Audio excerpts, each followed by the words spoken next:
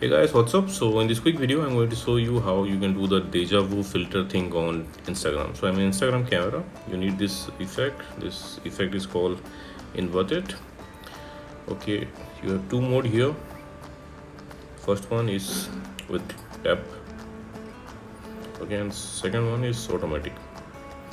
Okay, so to get this effect on Instagram, what you have to do, just go to the creator profile. Okay, and check in his filter gallery. This is the filter inverted. Tap on it, then you will see this preview. From here you can save it to your Instagram camera tray and you can tap on try the filter. Okay, and suppose you are not getting the effect like this, then what you can do, okay, visit this website. Link to this website I'll give you in the description box below. So here in this website you will see the effect link. Just tap on the effect link and open it with Instagram. Okay, and likewise also you can get this effect. So that's it guys, thanks for watching the video. See you in the next video.